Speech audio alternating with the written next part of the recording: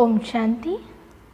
आप सभी ने हमारे पहले वीडियो में देखा कि किस प्रकार जो हमारे परम पिता परमात्मा शिव हैं वो हम सभी आत्माओं के पिता हैं, चाहे वो किसी भी धर्म, किसी भी जाति, किसी भी संप्रदाय के हों। तो आइए अब हम जानते हैं कि जो परमात्मा शिव हम सभी आत्माओं का पिता है, आखिर में उनका कर्तव्य क्या है। हम ये कहते हैं त्रिमूर्ति शिव। तो त्रिमूर्ति शिव, तो शिव के साथ त्रिमूर्ति अर्थात तीन देवताएं जो ब्रह्मा, विष्णु और महेश, या कहें ब्रह्मा, विष्णु और शंकर, ये तीनों देवताएं भी शामिल हैं। तो जो परमात्मा पिता हैं वो अपने साथ इन तीनों देवताओं को लेकर के अपना जो है कर्तव्य इस धरती पर पूरा करते हैं। तो ब्रह्मा द्वारा स्थापना, विष्णु द्वारा पालना और शंकर द्वारा विनाश। तो आप सभी ने जिस प्रकार सुना कि ब्रह्मा द्वारा स्थापना इस धरती की हुई, तो वास्तव में वो ब्रह्मा कौन है? तो ये ब्रह्मा कोई ऐसा नहीं कि दाढ़ मूछे वाला ब्रह्मा है ना। तो ब्रह्मा एक साधारण व्यक्ति था जिनके तन पर स्वयं परमात्मा पिता ने उनके वृद्ध तन में प्रवेश किया और आकर के सभी आत्माओं को ज्ञान दिया, और उनका नाम था दादा लेखराज। ब्रह्मा के दाढ़ी मूछ इसलिए दिखाया क्योंकि जब दादा लेखराज 60 वर्ष की आयु में अर्थात वृद्धाश्रम में प्रवेश कर गए, तब भगवान शिव ने उनके तन को अपना आधार बनाया और उस ब्रह्मा को निमित्त बनाया कि आने वाली सत्युगी दुनिया की स्थापना करनी है।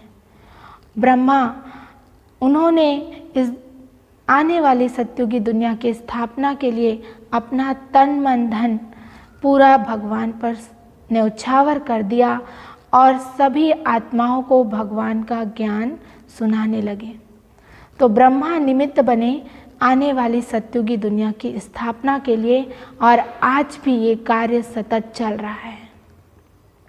ब्रह्मा जो दादा लेखराज थे, जिनका नामकरण हुआ ब्रह्मा, तो उन्होंने अपना ये शरीर तो छोड़ दिया, लेकिन इस शरीर को छोड़ने के बाद भी वो सूक्ष्म रूप में इसी सेवा में लगे हुए हैं कि कैसे इस धरती को फिर से पावन बनाएं, कैसे सभी मनुष्य आत्माओं को फिर से पवित्र बनाएं, ताकि जो आने वाली सत्युगी दुनिया है उसमें सभी देवी देवताओं के रूप में राज्य कर सके।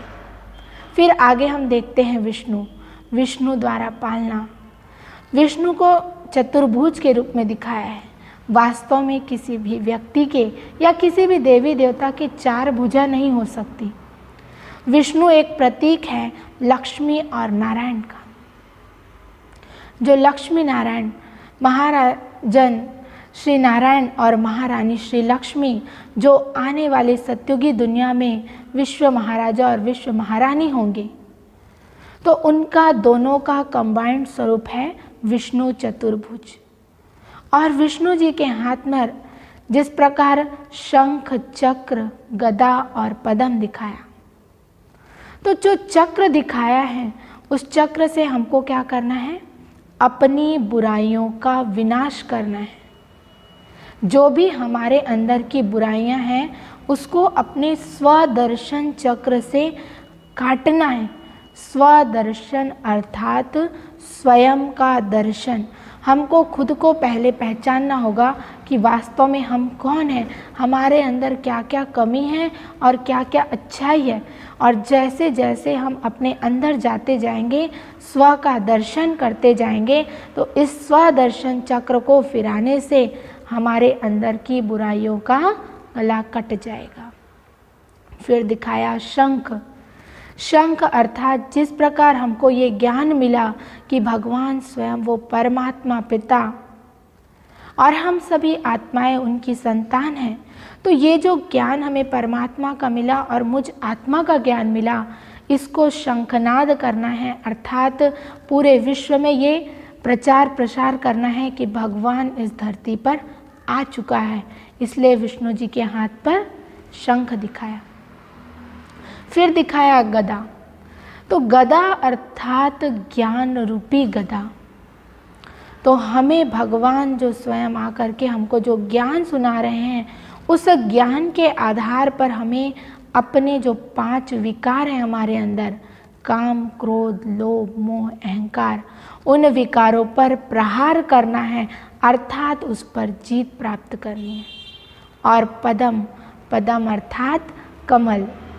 तो कमल पुष्प जिस प्रकार कीचड़ में रहते हुए भी उस कीचड़ से न्यारा रहता है और सभी का प्यारा होता है, भगवान के ऊपर चढ़ता है, ठीक उसी प्रकार हमें भी कमल पुष्प समान अपने जीवन को न्यारा प्यारा रखना है।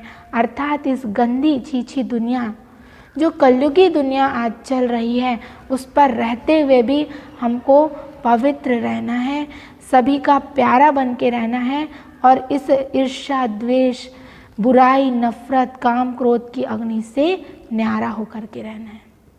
तो जो विष्णु जी का दिखाया विष्णु द्वारा पालना, तो वास्तव में लक्ष्मी और नारायण ये तो सत्युग में होंगे, लेकिन उन जैसा बनने के लिए अभी हमको भगवान हमारी वैसी पालना कर रहे हैं, वैसा बनाने के लिए अभी हमको वैसा मेहनत करना है।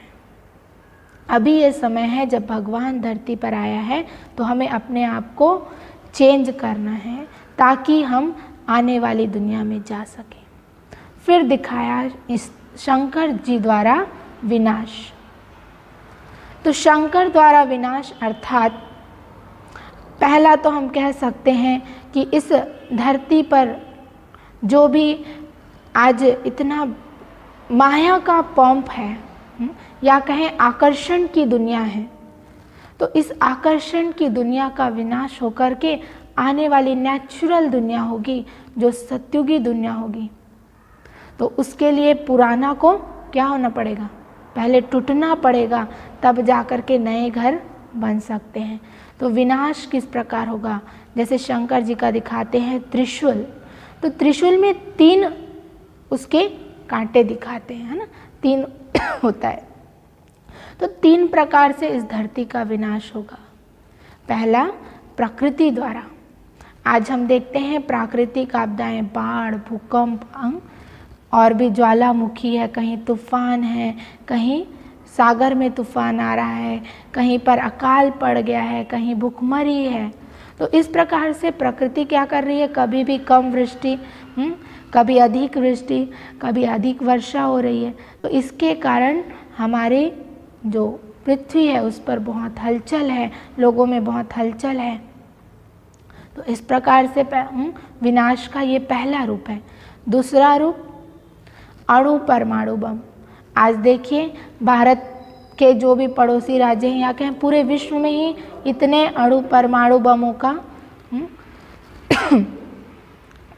विकास हो रहा है, या कहें अणु परमाणु बम बनाए जा रहे हैं कि लोग ये चाह रहे हैं कि हम किसको ख़त्म करने के लिए अपने पास अधिक शक्तिशाली बना सकें बम्स जो हैं, ताकि हम सामने वाले पर जीत प्राप्त कर सकें। तो जितने भी अणु परमाणु बम हैं, ये भी विनाश का एक कारण बनेगा, क्योंकि ये पता नहीं है कि कब युद्ध की घंटी बज जाए और लोग बटन दबा दें और ये दुनिया पूरी एक बार में ख़त्म हो जाए। तो सभी इसी तैयारी में लगे हुए हैं कि ऐसा कोई बम बने, ऐसा कोई परमाणु बम बने जो एक बटन दबाते ही कई देश खत्म हो जाए। और तीसरा है गृह युद्ध, जो आपसी लड़ाई झगड़े हैं। एक तो बॉर्डर का जो है, जैसे जो पड़ोसी देश हैं वो आपस में लड़ेंगे, और दूसरा अगर हम देखें तो हमारे घर घर में भी लड़ाई हो रही है। तो जो ये गृह युद्ध है, ये तीसरा कारण बनेगा।